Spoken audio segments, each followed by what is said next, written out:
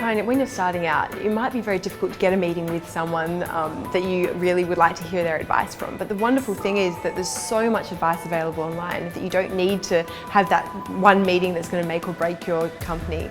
So, for example, when I was learning about startups, I read the entirety of this thing called Venture Hacks. It's like an 800-page PDF that you can get online. It might have cost $30 or something like that.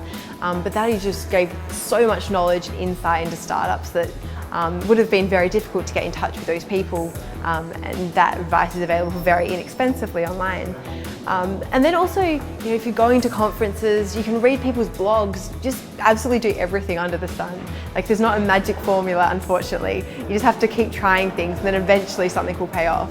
We've met people along the way in all sorts of different capacities, at a conference or through a network or whatever it is, but I think that the only thing you can do, and the only formula, is just to keep trying things until something eventually pays off. One of the most important things for founders is being able to start to deal with rejection and failure.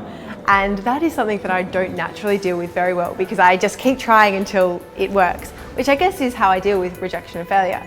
And so I think that you need to somewhat change your model. So a lot of people, if they're rejected once, they'll be like, I shouldn't do that because I was rejected, I wasn't good enough, I wasn't successful. But I think it's really important to realize that rejection is actually just a step towards success. And so, literally, if you get a piece of paper and you draw 100 circles, and then every time you're rejected, you draw a cross on one of those circles, and it's not until you get to the 100th circle that maybe you should change tact. You just have to keep trying and trying and trying, and sometimes it will take you years to literally get to that final circle where something works.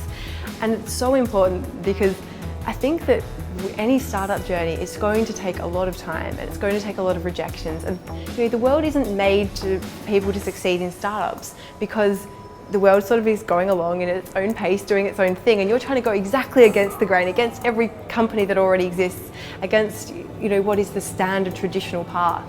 And so it's so important to be able to build up that sense of self-confidence and to realize that rejection is just a part of the journey, and that every time you fail, it means that you are just getting closer to an eventual yes.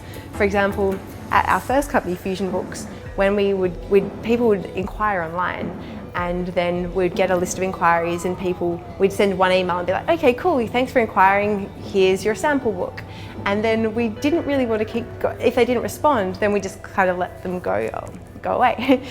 But then we realized that we had to keep emailing them until they said no or yes, and then that no was kind of scary because that's a rejection, but that would mean that we'd also be closer to a yes. And so getting to the point that you're actually getting a yes or a no and actually facing failure is such an important asset when you're starting a business, because that's just part and parcel of it.